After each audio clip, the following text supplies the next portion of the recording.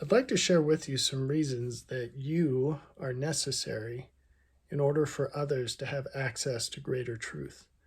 When I say you, I mean you as an individual, whoever it is that's watching this.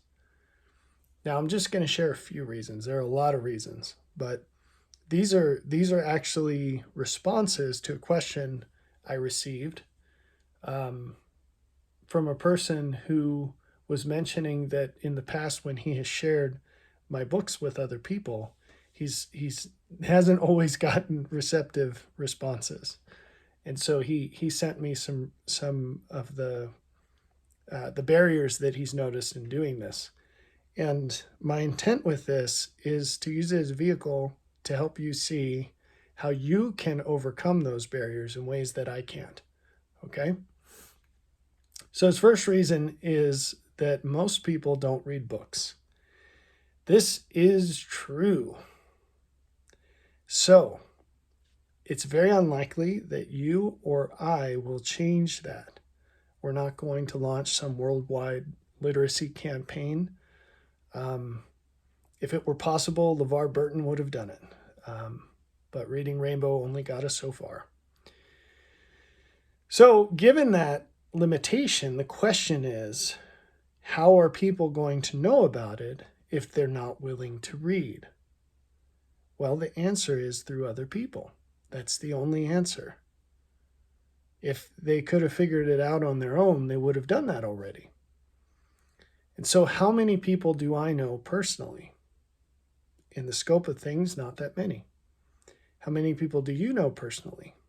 In the scope of things, not that many. But what is the difference between the two sets? You know an awful lot of people that I don't know. You have credibility with an awful lot of people with whom I do not have credibility. And so you have the ability to convey information that you've learned from these books to people who aren't willing to read them.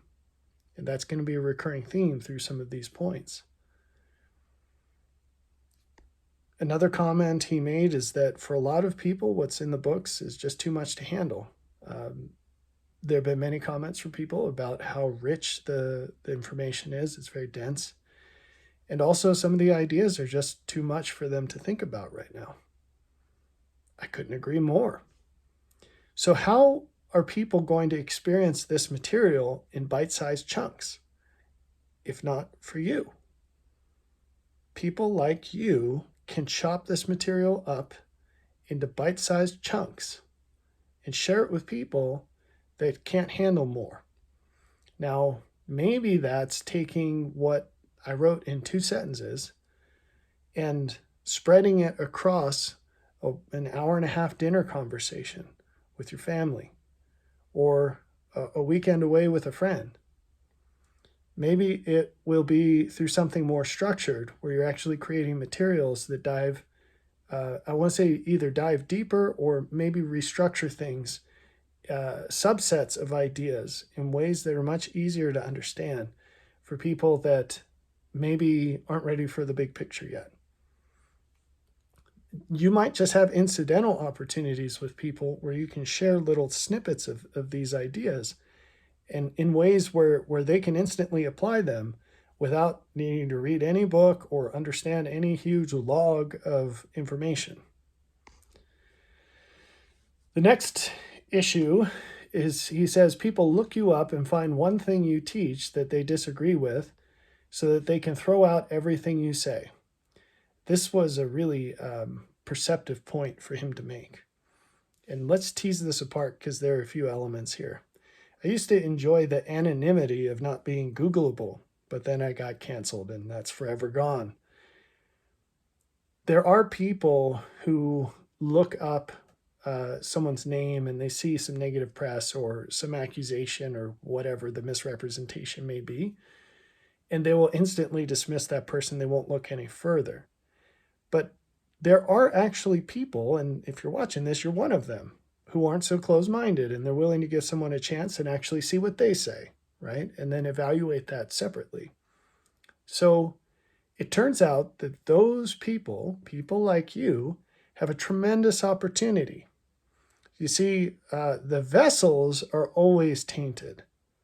The messengers are always marred. And the greater the truth that they reveal, the more marred they will be. Jesus was, in the view of the public, the very last person that ever would have been the Messiah. This is really important to understand. In our twisted modern ideas, we really think, a lot of people think, that during his ministry, Jesus would have been an overtly religious, tighty-whitey kind of priest dude. And it couldn't be further from the truth. If you read the New Testament, you'll see this jumping out on every single page. The religious leaders of his time felt that he was the absolute last person in the world who would be the Son of God. They saw things about him that they thought were absolutely disqualifying, from where he was born to how he was dressed to his physical body composition. They called him gluttonous, right? To who he hung out with, how his behavior was with these people, his interactions with sinners, with women, with all of these different things, with lepers. He was absolutely marred, meaning he was considered ceremonially unfit for his duties. If it's true with him, it will be true with anyone else to the extent they are like him. So what happens is, as you ascend in God's kingdom, you will have less access to people who are not ascending in God's kingdom. The space of people that see the value in who you are and what you do will shrink. But the good that you can do increases through them. They will be looking for light and truth that is not found in the town square. It's found in narrowing channels. And so you have the tremendous opportunity to be aware of greater light and truth than those around you, and to become a conduit in the hands of God in carrying it to them. I have all kinds of things that mar me. You probably don't. But if you listen to the things that I'm teaching and you do them, you will have the blessing of being able to convey the information to others who accept your witness but will not accept mine. You will see this pattern played out again and again in the scriptures, most importantly, and maybe most illustratively, with John the Baptist and Jesus. John the Baptist testified of Jesus. John the Baptist was publicly accepted as a holy man. Jesus was not publicly accepted as a holy man. And he used that witness of John to help people believe, or be more willing to believe, that he was from heaven and that he had a higher mission and calling than John the Baptist did. And he said, "You say you believe in John the Baptist. John the Baptist testified of me. If you really believe in John the Baptist, you will also believe in me." This is a very important pattern, and it's as much in play today as it has always been. This is the way it works. Truth is always hierarchically given and received. All right. This final point is a bit longer, and I wasn't sure whether to break this off into another video or not because there's a lot to it. The comment is, "You use the vocabulary of a professor." Why, thank you. If I had a tie on, I'd tighten it up a little bit. My wife, I guess I did shave this morning, so I don't look as homeless. My wife commented that reading your books reminds her of studying a college textbook. Wah, wah, wah. That, I'm guessing, is not a compliment. All right, so what's the deal with this? Now, right up front, I freely admit that I am assured that there is a clearer way to say pretty much anything I've ever said. A clearer and a cleaner way, a briefer way, maybe. I think some of the things I say are quite dense already, but one person, not the same person, someone said something like, you have a gift of finding the perfect word on the internet to describe the idea that you're trying to convey. Meaning, yeah, great word, except the whole world has to use a dictionary to look it up. Now, I laugh about all this because I perpetually will always think of myself as a doofus, and I wish that my vocabulary were 100 times what it is. And I'm constantly having people pointing out that I'm using words incorrectly or there are better words to use. And I really appreciate that. It helps me communicate more clearly. But I do realize that what might be familiar words for me are jargon to others, or just kind of an out of use word. I'm trying not to use a fancy word to describe this idea. But I do want to shed some light on why that is. And I'm doing this not so much to get sympathy points, but again to illustrate the role that you can play to dramatically assist others in having access to greater light than they otherwise would. We are not all the same. We all have unique opportunities here on earth. We're placed in our lives by an all-knowing God. He knows exactly what's up. And he puts us in the places we need to be to reach people that might not have any other access to the things that we value. So, the way this works, and I've described it before, maybe in other words, but the work that I do is diving into chaos and grabbing up ideas that are not natively expressed in human language. And I come up with an initial representation of what are at first separate ideas. And these churn and churn and churn. And that's not a passive process, it's an extraordinarily involved, intentional process. And they churn and churn and churn over thousands of pages of notes. And the representations are built up and torn down and reformed. And it's this evolution, this network, this hierarchy of iterative re-representation of ideas. And I'm just constantly redesigning and refining the ideas until they make more and more sense to other people, and filling in these gaps, going back into the chaos, querying more and more. And it's quite an ordeal. It's a very common thing for me to spend maybe a week on 2 pages of text. Sometimes I'll fly and just write out 5 to 10 pages of text in 2 hours. But there's a lot of grueling, crawling to get this stuff processed in a way that makes sense to other people. Now, a lot more could be said to try to describe that, but you probably get the gist.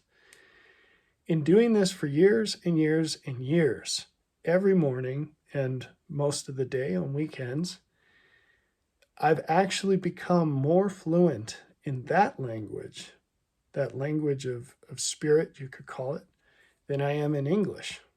And I know Spanish as well, but I know English better than Spanish at this point. And so translating that into English is not easy. The language that I receive and develop these ideas in is much richer. It's the difference between heaven and earth. And so doing this translation work, it's having 1 foot in the sea of chaos and 1 foot on the land. And my mind and my heart and my body become a conduit, like having your hands on a high voltage wire, one hand on a high voltage wire and one hand on a light bulb. And that's not a comfortable role. It's exhausting. And so I iterate again and again until when I just released this book. When the book comes out, it reflects the best that I can do for now. And so every single word on every single page is as far as I can think to get it. I don't know how to make it any better. And that's when I publish a book, when I don't know how to make it any better. Now, you'll read these books and you say, man, I found an egregious typo, or you used a completely incorrect word here, or your grammar in this sentence is terrible, or why didn't you just say it in this really simple way? I get what you're saying. You could have just said this. Well, let's start with that last one first.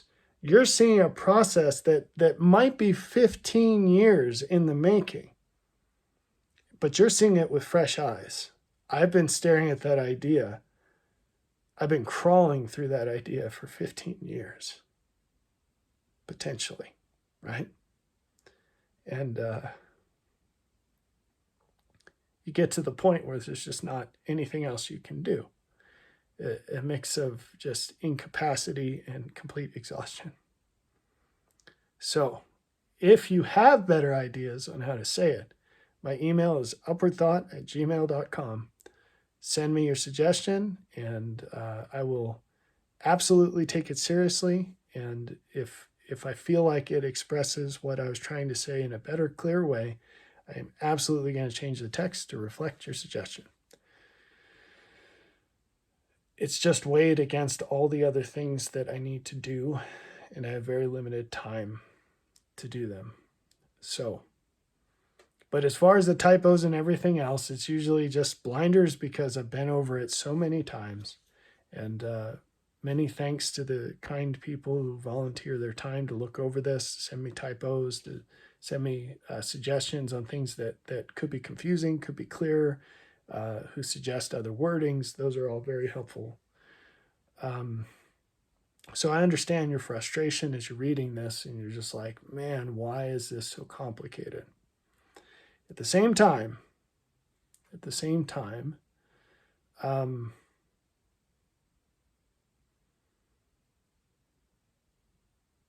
there is an absolute limit to how simply some ideas can be conveyed. If you wanted to help someone understand how a car works to the point where they could reproduce a car, you can't do that in 255 characters or less. You can't do it in a TikTok video. You can't do it in a meme. It's going to take some highly technical words, right? And some space and some diagrams. So one of the enormous blessings we have in the end times is that there's a greater degree of literacy than ever before on this planet. I'm not just talking about basic ability to read and write. I'm talking also about ability to think. Now we're in this little weird blip and it's fading. It's evaporating in real time because people are getting dumber and dumber by the minute. And that's by design, but we're in this little blip where we're at the apex, right? The generations are still here. They're at the apex. In order to understand 100% of the things that I'm teaching about and the things that the Lord is revealing through me, you have to be able to understand complicated things. Not everyone is willing to do that, and not everyone is capable of doing that. But the people who can't or won't will be served by the people who can and will. And that is your gift that is the blessing that the Lord is holding out for you. So, there's more that I could say about that. I have a few pages of notes here, and I'm just cruising through here to see if I've missed anything material. So, I mentioned feedback and helping me make things better, but a very important piece of this is you giving the easier versions to other people. So you could decide to read a chapter in Through Faith, for example, and put all that into your own words. I'm not saying go through the chapter and line by line, put it in your own words. I mean, read the chapter, distill the ideas that you think are most important to you, and then make your own video where you talk about that idea in your own words, or share those things with someone else over dinner or in a phone call, or whatever the case may be. Teach them to your kids. And in doing that, you can transmit these things to people that would not otherwise have them. I know that there's an awful lot that I say that can be expressed in much more concise or clear ways. And I'd go as far as to guess that you could probably say 80% of what I do in 20% of the space. However, what you would miss out on is that 20%. And like I said, that is going to be critical to some people in our day. I think quite a few people, in fact. One of the challenges that I face in breaking things down, and I tried to describe how the environment in which I receive these things is much different than this environment in which I convey them. But if you imagine having the eyes of an eagle, I don't know if you've looked into that, but if you have the eyes of an eagle, you have a much greater bandwidth of information. You can read a novel, the print of a novel from across a football field. So birds of prey, they get overwhelmed because they're exposed to such a volume of information. This is why falconers will put hoods over birds to calm them down, because otherwise those eyes are just constantly scanning and seeing everything. When you have ideas networked at that level of awareness, it's excruciatingly difficult to say something in a simple way when it's not a simple idea. Because in your mind, you understand it because you understand the links between that idea and 2 million other things at a very deep level. And so to say even a little bit, you have to say a lot. Now, if you're a student of the scriptures, you know that it's not an uncommon thing for people who have great awareness to be described as quote, slow of speech, or to have some kind of a speech impediment.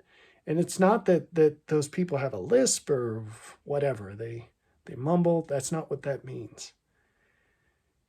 To be slow of speech is another way of saying it takes them an awful lot of time to say an awful little amount of information. That's actually a mystery that maybe you didn't understand before, but now you do. And this is why. Now, you might know someone who's like this. I know a person who you might know too. Maybe, I don't know. Maybe we run in the same circles, but he has complained to me before about being long-winded. I said, I don't think you're long-winded at all. I don't know how you would compress what you're saying any more than you're already doing. I don't know how that would be possible.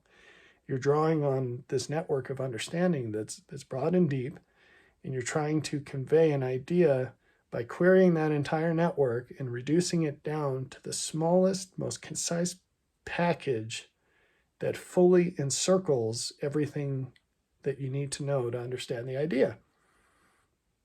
That itself could probably be expressed more concisely, right? But ironically, this is exactly what we're talking about.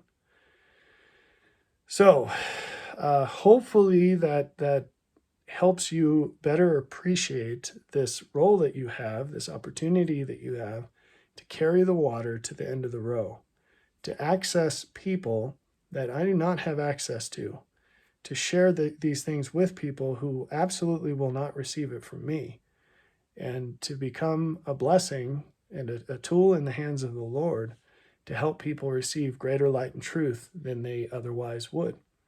So I acknowledge all of these things, these limitations that this person sent me, and all of those are actually opportunities for you to do what I can't do.